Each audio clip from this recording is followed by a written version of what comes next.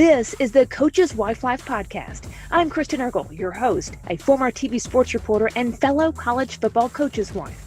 I'll go one-on-one with the strong women who are the backbone of college athletics and athletics of all levels. And now, Coach's Wife Life. This podcast is brought to you by Ruler of Hope. Ruler of Hope is a nonprofit that supports medically fragile children. If you'd like to make a tax-deductible donation, you can use Venmo at Ruler-Hope or online at rulerofhope.org. Hey there, I'm Kristen Eargle, and we have an exciting podcast ahead. But first, I want to talk about something we all know way too much about: moving. Just the thought of that can bring an unsettling emotion. Well, I found a team that can take that load off your plate. It's D1 Relocation. This group can do it all. They can organize your move, coordinate with a moving company, and a trusted real estate agent. They can actually vet key household partners such as schools, insurance agents, physicians in the area. They can even help set up your Wi-Fi and water. It's incredible. So I've come to know this team, which is actually founded by a coach's wife. I think you should check it out. Whether you're looking to move now or in the future, it's d1relocation.com. Now on to our awesome podcast. I am so excited to have my next guest on the podcast, Chastity Woodson from Kansas State. Your husband is Marcus Woodson, co-defensive coordinator and defensive backs coach. Thank you for being on. Thank you for having me. I am so excited. And you reminded me too, I was like, I have met you in person before. And I thought it was at the Arkansas FIU game. And sure enough, we were hanging out in a group at halftime. I think we're all late for the third quarter because it's okay, we won't say it. But anyway, we had a good time. It was good to meet you in person. And now you guys are headed to Kansas State in Manhattan. The move is coming pretty quickly. Next week. Next week. And I just moved myself. So to Texarkana, Texas. But we're going to get to the questions here, which is you've got to describe yourself on game day, which I have seen. But describe yourself on game day in 3 words. Oh, 3 words. Okay. Game day for me is probably trying to figure out an outfit right before game day. Because, you come in with an idea and then, the game day happens and then you're like, okay, what am I going to wear? But it's usually me getting my kids ready, us watching probably another game that's probably on before our game or watching College Game Day live. So usually it's just me being all over the place because I have 2 boys. They're 12 and 8. And so it's usually pretty rowdy in the house because they're playing football while watching football. So in 3 words though, chaos, loud, and I don't know, fun, I guess. Yes. Okay. What's Coach like on game day? He's pretty cool, calm, and collected. I mean, he's focused, for sure, but he's still himself. I mean, he's still, checking in. If he's left really early, he'll call and just say, "Hey, I'm about to go on the field." But he's really cool and calm, unlike myself. Oh, I know. Josh was like the steady, Yes, confident but steady. Yes, I am just a mess. Because you usually have family in town coming in and they're calling and they're like, okay, what am I supposed to do? So you got to meet them. So it's a whole Somebody's vibe. ticket didn't come through on the text message. Right. It's always a mess. Like, hold on, they're going to come. Yeah. Okay, so you guys have been in some fun places. We'll get into that. Mm-hmm. 7 bowl games, I think, overall. He started at Millsaps College, Charleston Southern, Fresno State, Memphis, my alma mater, Auburn, Florida State, Arkansas, and now joining the Klein staff there at K-State. Right. What would you say if you're looking from your perspective? The news media will write what they want to write, but this is your turn to write what you want to write with your words.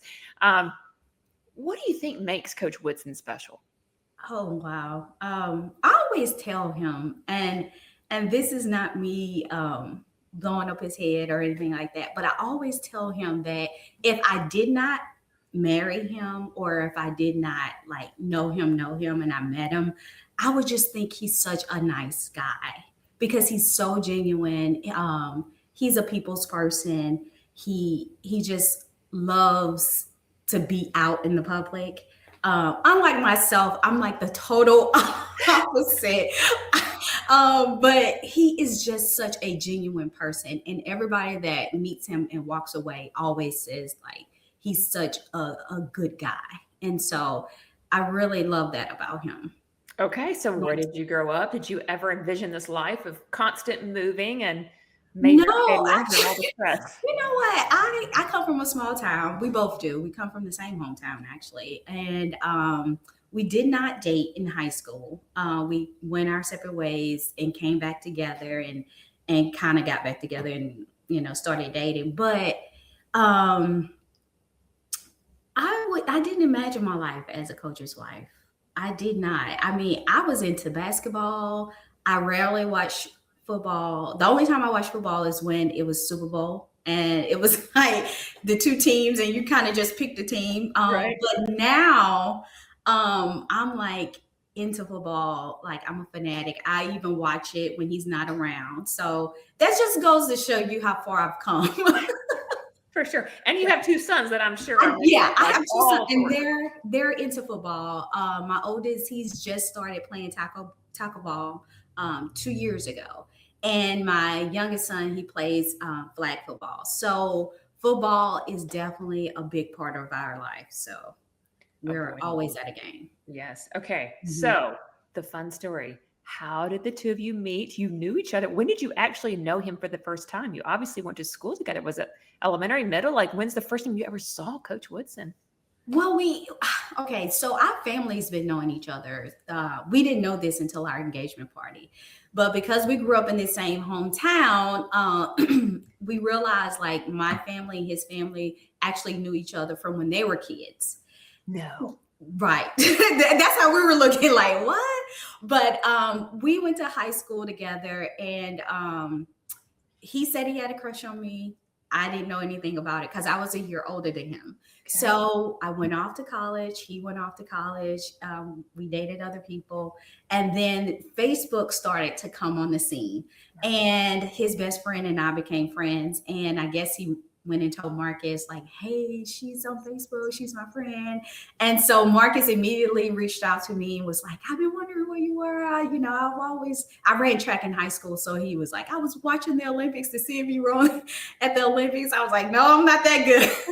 So we just kind of like chit chatted, and I was like, oh, okay, we'll keep in touch. And so that morphed into him saying, hey, here's my number, and like call me anytime. And so I called him, and it's been like we've been talking ever since. So the rest is pretty much history. I was living in DC at the time. He was at Charleston Southern, and we talked, we dated, and then next thing you know, I'm moving to Charleston, South Carolina, and we got engaged, and we've been married 14 going on 15 years. Incredible stuff. Mhm. I love it. I love it. Okay. So from Boss Point, Mississippi, right? Right. So where did you go to college and where did he go? Oh, and he went to Ole Miss. Where did you He go? went to Ole Miss, and I went to Loyola, New Orleans, Yeah. in New Orleans, Louisiana. Mhm. And then what drove you to DC? What were you doing in DC? I was, so my background was psychology at Loyola, and then I went to graduate school at Howard University and got my master's in social work. And so that kept me there. And so I started, a job and was working in social work and doing counseling. And so when I actually moved from DC to Charleston, I continued that career. It was only after I had my son that I stopped social work. But yeah, that was Wow, very cool. You Mhm. ended up in DC. Amazing. Okay, so you're not working now. What do you do for free fun? Or, I mean, run those boys I around, I don't guess. know what that used to be like. No, I'm a stay-at-home mom, of course, but I do homeschool my two boys. Oh, wow. So we're doing that pretty much, all day up until like 2:30, and then after that it's like practice, study time. So we're busy from the time that we wake up to pretty much the time we go to bed. What a commitment, though, to homeschool. It is. But you know When what? did it start? Did you do it the whole time or more recently? No, well, during COVID, I did Yeah. it. And then the kids went back to school after COVID ended. And then we just picked back up like last year, this past year. And it kind of worked out because unfortunately we were let go from Arkansas, but that freed us up to move. So when he moved, we all moved instead of just waiting till the kids were out of school. So it really it was like God knew foresaw what was going to happen, and it just worked out. So I mean, it was the best decision for us. Wow. Mhm. And it, the program you use, are you like, do you do your own thing or do you follow some? No, they actually have a teacher, which works out because I would say I homeschool, but I'm not a homeschool. I don't think of myself as a teacher per se, because that's not my background. But they do have a teacher. They go to school for their courses, and they have an actual teacher and kids in the classroom. So it's not me. It's not all on me, which is good. Right. That's very helpful. Yeah. Very good. Okay. So let's talk about that. One of my favorite questions, which is always tough and sad sometimes, but we all go through adversity in this profession, personally or professionally. What do you think's been some of the toughest moments you faced, and what or who did you rely on to get through those moments? Probably the toughest during the football season has been like me losing my dad in 2015, and then him losing his brother in 21. That was probably the toughest time because it was during the season, and when you're in that element of going to games, you still have to do your job. Your mind is so not there, and so it was definitely by the help of the good Lord, us praying, trying to make sure that we don't lose ourselves in our grief, but also at the same time recognizing that family is really, really important. And I think that when you go through that, it makes it even more important because a lot of the times we were not there at home with our families. So as we gotten older, we're starting to see like our parents are getting older. We're also getting older too at the same time. But just us praying and God being the center of that has really helped us, just not in just grief, but in this whole process. Right. Because he's a part of our decision making, like where we go next. So that's really, I would say that's probably been the toughest time. How does it shape you to go through things that you just sometimes don't even expect or expect it to be that hard? Obviously the transitions, sometimes we go through a lot of hurt. How does it change you? Maybe for the positive. It changes you because it makes you put things in perspective. This business can kind of be tough at times. People have opinions of you. Their expectation of you may not pan out the way they think it should. And really, when you boil it down, nobody is going to remember that stuff. Nobody's going to remember how many games you won, but they are going to remember the lives that you touch. They are going to remember like Marcus' testimony of how far God brought him after his injury, because he wanted to be a professional football player. That didn't pan out, but the good Lord had a different path for him. So I feel like it helps you become a better person and focus on what's really important. Yeah, absolutely. How do you stay steady in the storm? I know it's easy to say, but how do you really, really do it? Because there are days when you feel all these emotions just piling in, like, I don't even know how I'm going to make it. Just how do you? I have my moments. I mean, there's times where I see stuff and I'm like, wait a minute, you talking about my husband? I know, like, you talking about those boys that work really hard, Yes. So, I mean, I don't want it to sound like, oh, I have it all together, because I don't, because there are times where I do want to like tell the other person, like, you don't even know what you're talking about. Exactly. But really, I have friends that's been in this profession for so long that I can lean on. I have my husband, of course, he'll be like, don't listen to that, or just some friends in the profession that are just like, they'll give you a laugh. So it's really a village that I have that kind of keeps me grounded. When you do kind of go off on the deep end, you're like reading too much into the social media aspect, especially when you're doing bad, Yes. or when you're not doing the way that you expected things to go. So that's pretty much what I have. It's my village. Do you have any mentors? I mean, do you have some of the older generation of coaches' wives, or just maybe some that are kind of doing this with you, your team? So I have Janine Williams, of course. We've been at a couple of stops together, Auburn and Arkansas. So she's just very even keel, She and is. she keeps the main thing, and she's a very God fearing woman. So her focus is not of the other stuff, So she knows how to redirect you and get you back in focus. I have Christy Malzahn. I mean, she's been there as well to give encouraging words. So it's really a few people that are out there that can kind of like get me back focused. Just thinking off the top of my head, I have another friend.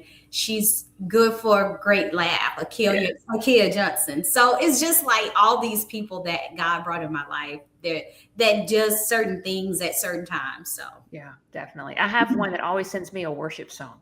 oh, really? Yes, it just out of the new. She's like, this is one. This is Yeah. one. I'm like, all right, Yeah. I feel Yeah. it. I like it. I like it. Let's go. She's good for a worship song. I see a text coming in from her. I'm like, it's gonna be a good one. Yeah. It's gonna be a good one. Don't get me right. That's awesome. Okay, so what do you think you're doing? You're gonna have to brag on yourself a little bit. But I mean, you're a homeschool mom. You're moving all the time, and your husband's having really great success. I mean, he's been in SEC, going into the Big 12. Can you think about maybe some of the things that you're doing that's enabling him to be freed up to have that type of success on the field? Really, I try to take care of the home base. I try to make sure the kids are good. The kids are in activities. The one thing that I do think that I need to work better on is focusing on me. Because I try to make sure everybody else is good. And so sometimes I kind of wind up like, oh, I haven't did a spa in like forever. I haven't gotten my nails done. I haven't gotten, a walk in, today. So it's just making sure that I try to focus on me, Yeah. So I try to make sure they're good at all times. I agree. That's the hardest thing. Like you're sitting here going in 90 different directions, and the last person, I'm guilty too. Yeah. If I don't get a walk in, which I hadn't had one in a couple of weeks, yeah, I know I'm a little off. Yeah, I tried that 5 a.m. It sounds good. It sounds good. No, that is not me. I'm gonna sleep up to the last minute. Yeah, right. Until I have to get the kid ready for school. Right. So when you think about the process of making big career decisions, what are some of the things that you guys do to walk through this? Because sometimes, to me, it can be hard. And sometimes it's just like, hey, this is the only job that's offered. And then sometimes you're at a spot where you could go over here and then you didn't take that job. And then you look and all of a sudden they're on their way to national titles. And I'm like, well, we made the wrong decision. But you can't second guess yourself, right? How do you go through and make big career decisions?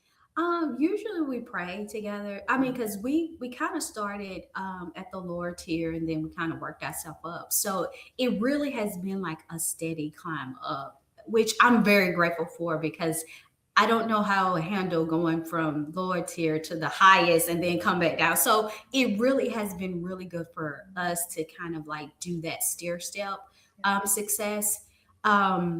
But just praying, and also too with the kids getting older, now our decisions are starting to kind of say, okay, is this the right thing for them? Because school, friends.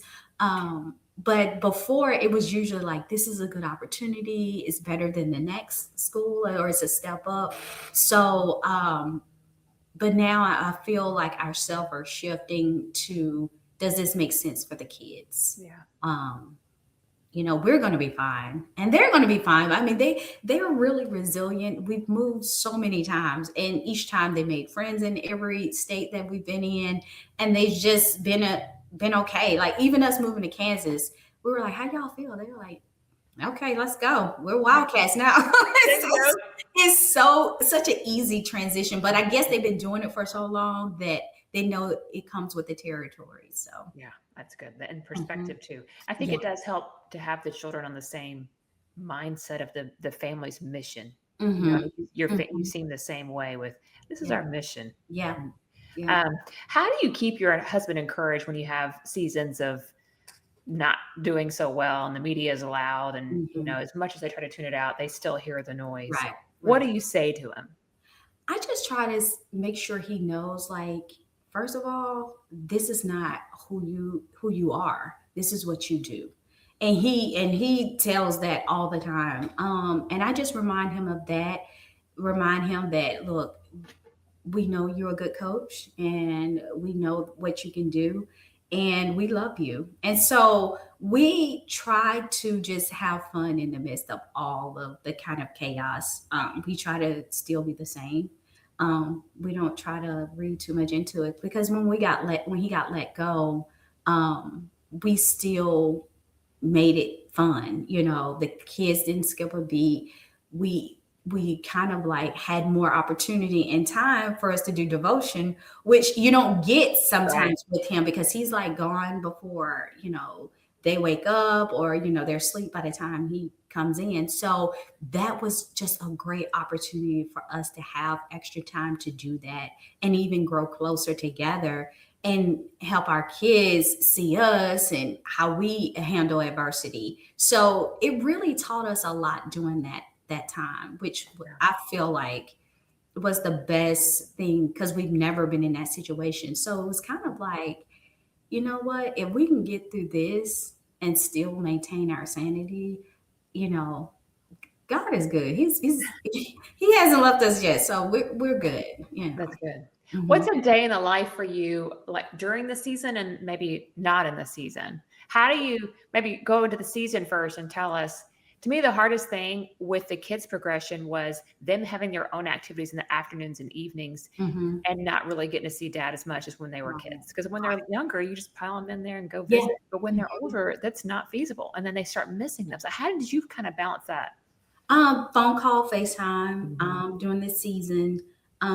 Sometimes Marcus is like, can y'all swing by? And that may be for 5 minutes, just to him come downstairs, kiss them, hug them, kiss me, and then he's going back and, doing his thing.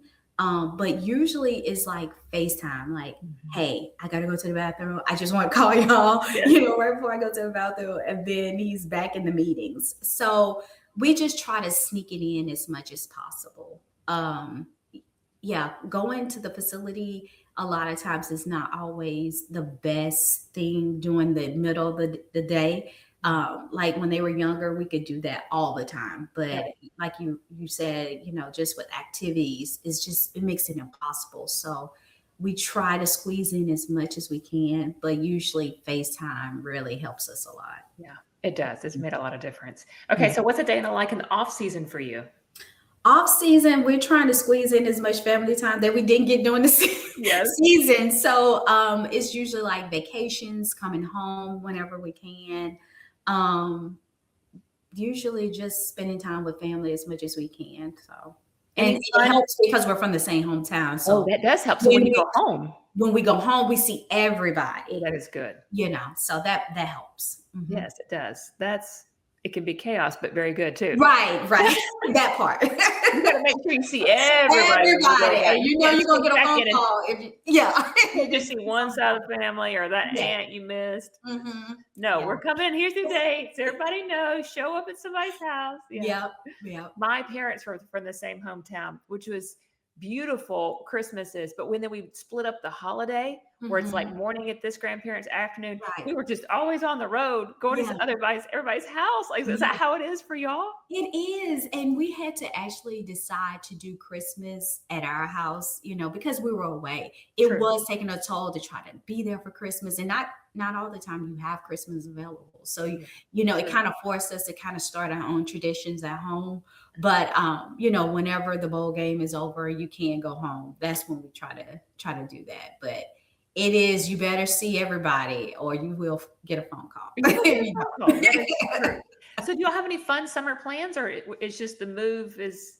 It's the move right now. That's the immediate plan Yeah. right now. I just was talking to him the other day. I was like, okay, what are we doing for the summer? Because I need to get it on the calendar. So we've had a couple of places that we kind of threw out there. Maybe we can do that's fun, but we're trying to get settled right now. I feel like I can't even think. I just want to get it on the calendar so I can at least have an idea of where we're Yes. going. But as of this week and next week, I'm like really focused on trying to get there. And, Do you have any moving tips? You're going through it right now. you know what? My cousin says that I should have it down pat, and I still don't. Oh my gosh, like I feel like I have so much stuff, and then every time I move, I'm like, I should be a minimalist because of this situation that I'm always in every few years. So unfortunately, no, I don't have any tips. I wish I did. I mean, please, if someone has tips, please forward them to me, because I know. Yeah. Okay, so do you enjoy the recruiting side of this thing? That's part of what we do. Do you like all that? I do. I like to get to meet the families and meet the kids, and I call them babies, because they're like so young to me. But they're I like meeting the families and getting to know them. They get to know us, and Marcus talks about us. So for them to actually put a face with a name, I think that does a lot for them. And it does a lot for me too, because then I get to meet who he's talking about on the other end. When I hear him on the phone, he was like, I got to take this. So it's really good to kind of to be there and be, with recruiting. If I have a babysitter, I try to do the dinners, and then of course, when they come, we do try to have them at our house and just do dinner at our house. He has a big group, so we try to break that group up. So maybe like 6 or 7 at a time will come over, and then we'll eventually get to that 25 or so at the end. But it's usually like a rotation. Do you cook or do you cater it? How do you do it? You know what? With the kids being involved in sports, I would love to cook. It takes me time to cook for a big group like that. It does. So we usually cater. So yes and no. I have made some things, but I don't make the whole thing. Right. Sometimes I'll do like mix a little bit where right. If there's no way I can get the meat done, then I'll do it with some sides or dessert. Yeah. Mm-hmm. Okay. Because he has like 20 something. It's not like quarterbacks where you only have like 4 or 5 total. Right. He has a big group. So if it was like a smaller number, then that would be feasible. But with that group, it's probably like me just doing sides and catering the rest. And they just love to be around the family, and your boys eat it up. Oh my gosh, they love it. Like my oldest, he's 12, so he's in that kind of like preteen age. So he wants to be cool, but he's still like fanning over them at the same time. So it's so cute to see them like interact with them, and they'll go in the backyard, play football with them. So they're really, really sweet. It is really neat too, because I've seen some of the players really build a lot of confidence in my kids, where, when they remember to ask them, hey, my daughter's a pitcher, how'd your outing go this past weekend? Or, my son, how many points did you score in the basketball game? You just light up. I mean, it's just so neat that they love it. I can definitely see, like, because they'll be talking to me and they're like, the next car I get, I want to get like a certain car. It's some type of fast car. I don't even know about cars, but it'll be a car that maybe they saw one of the football players driving. So it's just so cute to kind of see them, fan out over them and just enjoy their company. So, okay. Last question. What's the most rewarding aspect to you about being a coach's wife? The most rewarding, I would say, like the people we get to meet, the connections we get to make, meeting the boys and just having them over and become a part of our family. Just checking on them and saying, hey, look, what's going on? How are you doing? So I would really say like that has been very rewarding. Just being able to be a blessing wherever I can be.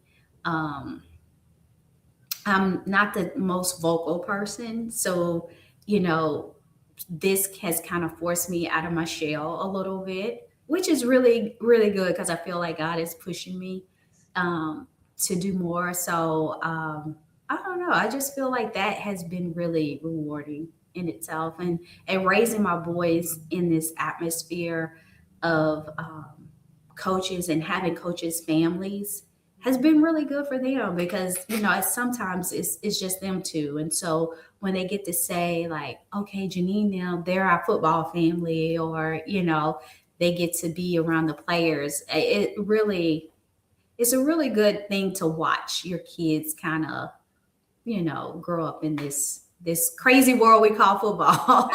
It's very special and crazy at the same time. Yeah. Okay, rapid fire. Are you ready? Yeah. Okay.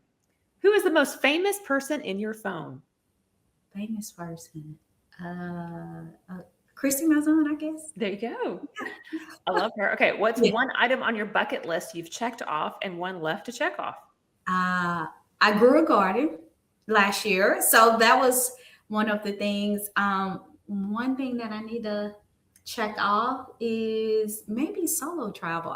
That's one thing I've always wanted, and international solo travel. Oh, wow. I've never done anything. I mean, I went to Destin by myself for my birthday, but nothing international. I just want to kind of like push myself to see if I can really do it.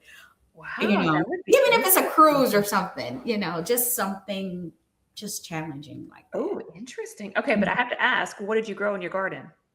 I grew carrots, I grew tomatoes, I grew some corn, I grew baby watermelons. Ooh. I grew cilantro. It was a whole, I had 2 raised bed gardens, so I grew a lot. And that was my first time, so I was like, oh, Lord, thank you. I prayed over it first, and then it just blossomed from there. Lettuce, it was a whole. Who are the last 3 people you've texted? Definitely my mom, my husband, my best friend from childhood. Funniest account you follow on Instagram? I don't know if I follow anybody, but I do like, it's this guy, his name, I think is Rockstar, and he has these animal videos, and he does like the voiceover. I love this. It's so funny, and I always watch that. It's so hilarious. So funny. Send me those. Okay, yeah. I love those. Yeah. Okay, what about your life impresses your kids the most? Probably that I actually lived before I became a mom. I think sometimes like my son is in social studies. They're learning about like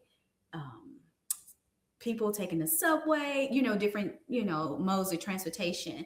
And I said, oh yeah, I used to take the subway every day to go to work when I lived in DC. They was like, you did? I was like, yeah, I was a whole person before I became a mom. So I think that the fact that I actually did things outside of what they know, like skydiving, they'd be like, oh my gosh. You went skydiving? Yep. Mm-hmm. And that wasn't a checked off bucket list item we did not find out about?